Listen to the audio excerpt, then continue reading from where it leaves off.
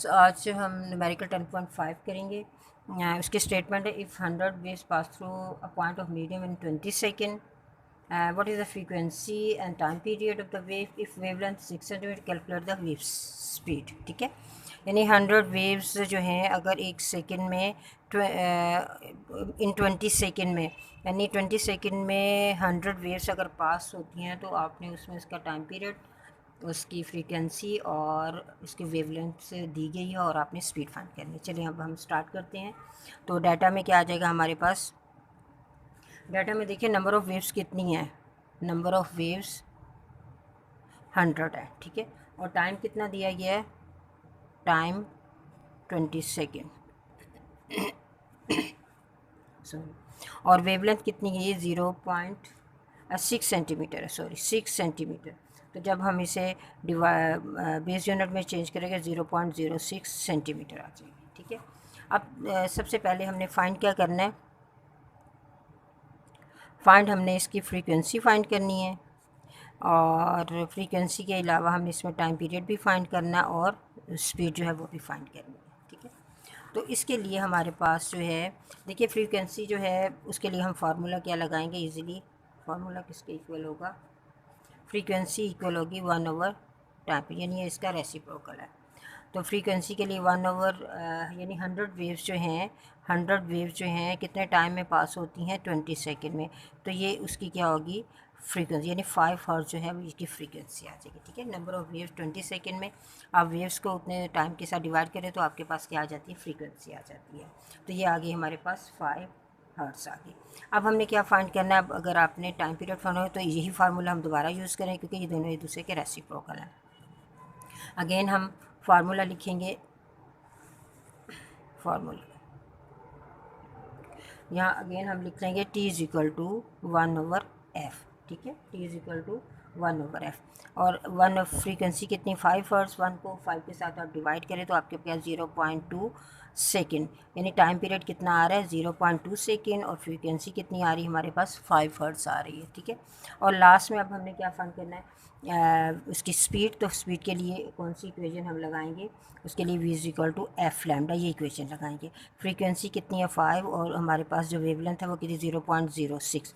इन दोनों को आप मल्टीप्लाई करेंगे तो आपके पास क्या है? 0.3 मीटर पर सेकेंड। ये इसकी क्या है? स्पीड है। ठीक है, और इसके बाद आपने एंड पे इसका रिज़ल्ट जो है वो रिज़ल्ट जो है वो आप लोगों ने इसका ज़रूर लिखना है, फिर आपका जो न्यूमेरिकल जो होता है वो कंप्लीट होता है। ठीक है, 10.6 numerical, a wooden bar vibrating into the water surface in a ripple tank has frequency of 12 hertz. The resulting waves has a wavelength of 3 centimeter. What is the speed of the wave? ठीक है, एक wooden बार जो है वो vibrate कर रहा है water surface के रिपल टैंक में और उसकी फ्रीक्वेंसी 12 हर्ट्ज़ है। अगर वेवलेंथ 3 सेंटीमीटर है तो हमने इसके क्या फाइंड करना है? स्पीड फाइंड करनी है। तो इसके लिए हमारे पास डाटा क्या बनेगा? डाटा के लिए हम लिखेंगे फ्रीक्वेंसी गिवन है वो कितनी है? 12 हर्ट्ज़। ठीक है, और इसके अलावा वेवलेंथ भी गिवन है 3 सेंटीमीटर। जब when we convert into base unit it will be 0.03 metre, क्योंकि जब हम इसको 100 से डिवाइड करेंगे। अब हमने फाइंड क्या करना है? हमने फाइंड करना है इसकी स्पीड जो है वो फाइंड करनी है। तो इजीली इसके लिए एक ही इक्वेशन है, वेव इक्वेशन, वो हम अप्लाई करेंगे। इसके लिए v is equal to F lambda. ठीक है, फ्रीक्वेंसी कितनी है? 12, और वेवलेंथ कितनी है? 0.03। तो जब आप इन दोनों को आपस में मल्टीप्लाई करेंगे तो आपके पास आ 0.36 मीटर पर सेकेंड, क्योंकि स्पीड के यूनिट जो है वो मीटर पर सेकेंड है। ठीक है, तो रिज़ल्ट में आप क्या लिखेंगे? रिज़ल्ट में आप लिखेंगे speed of wave is 0.36 metre per second. ठीक है, 10.7. A transfer wave produce a spring has a frequency of 190 Hz and travel along the length of a spring of 90 metre in 0.5 second. हमने find करना है time period, speed और इसकी wavelength जो है वो हमने फाइंड करनी है। ठीक है, तो अकॉर्डिंग टू स्टेटमेंट अब हम इसकी क्या लिखेंगे? अब हम इसकी जो डाटा है वो लिखेंगे। तो डाटा में हमारे पास क्या क्या गिवन है? डाटा में हमारे पास गिवन है डाटा। ठीक है, डाटा में हमारे पास आ जाती है फ्रीक्वेंसी गिवन है, फ्रीक्वेंसी कितनी है? 190 हर्ट्ज़। ठीक है, और लेंथ या कितनी दी गई है लेंथ, वो दी गई है 90 मीटर, ठीक है। और टाइम कितना दिया गया है, टाइम दिया गया है 0.5 सेकेंड, ठीक है। तो 3 चीज़ें हमने फाइंड करनी है। तो इसके लिए अगर मैं पहले इसका टाइम पीरियड फाइंड अगर कर लेती हूँ तो वो मेरे पास क्या आ जाएगा, टाइम पीरियड किसके इक्वल होता है, वो इक्वल होता है, यहाँ मैं लिख रही हूँ फार्मूला, ठीक है। टाइम पीरियड जो होता है वो फ्रीक्वेंसी के रेसिप्रोकल के इक्वल होता है। तो यहाँ टाइम पीरियड इजीली 1/f ये फार्मूला लगा के मैं इजीली फाइंड कर सकती हूँ। फ्रीक्वेंसी कितनी है, 1/, फ्रीक्वेंसी कितनी है 190। 1 को 190 के साथ अगर आप डिवाइड करेंगे तो आपके पास क्या 0.005, ठीक है। और अगर आप इसको राउंड करेंगे तो 0.01 सेकेंड आ जाएगा। ये हमारे पास इसका क्या आ गया, टाइम पीरियड आ गया, ठीक है। इसके बाद हम फाइंड करेंगे इसका नेक्स्ट है हमारे पास स्पीड, ठीक है। स्पीड के लिए अब हम फार्मूला लगाएंगे। स्पीड के लिए हमारे पास wave equation formula F lambda, ठीक है। फ्रीक्वेंसी कितनी है, V is equal to F lambda, ठीक है।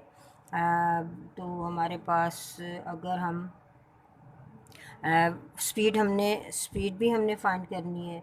तो इसके लिए स्पीड से पहले हमें स्पीड फाइंड करनी पड़ेगी। तो इसके लिए हम पहले ये पार्ट कर लेते हैं। इसके लिए हम फार्मूला लगाते हैं v is equal to simple equation d/t यानी s/t। तो डिस्टेंस कितना है, ये देखिए लेंथ, या ये से हम डिस्टेंस भी कह सकते हैं, वो कितनी है 90, और टाइम कितना दिया गया है हमें 0.5। तो इन दोनों को जब आप डिवाइड करेंगे तो आपके पास 180 मीटर पर सेकेंड, यानी हमारे पास जो स्पीड है वो कितनी आ रही है। अब इस स्पीड को हम इस फार्मूले के अंदर हम इसको यूज़ करेंगे। तो हमारे पास क्या आ रहा है, v is equal to F lambda, और फ्रीक्वेंसी कितनी है, फ्रीक्वेंसी है 190 हमारे पास, और वेवलेंथ कितनी गिवन है, वेवलेंथ हमने फाइंड करनी है, और स्पीड कितनी है 180, ठीक है। तो लैम्डा किसके इक्वल आ जाएगा 190 डिवाइडेड बाय 180, ठीक है। वन हाँ ठीक है 180 स्पीड हमारे पास है 180, ठीक है। स्पीड है हमारे पास 180, और हमने वेवलेंथ फाइंड करनी है। तो वन 180/190, ठीक है 180। तो ये हमारे पास क्या आ जाएगा, जब डिवाइड करेंगे 0.95 मीटर। तो ये हमारे पास क्या आ रही है। तो एंड पे हम क्या लिखेंगे, एंड पे हम लिखेंगे रिज़ल्ट है हमारे पास टाइम पीरियड इज़ 0.01 सेकेंड, ठीक है। Speed is 180 metre per second, और वेवलेंथ गिवन है 0.95 मीटर, ठीक है। तो ये था हमारा रिज़ल्ट, और ये था हमारा आज का लेक्चर। Students stay home. अल्लाह हाफ़िज़।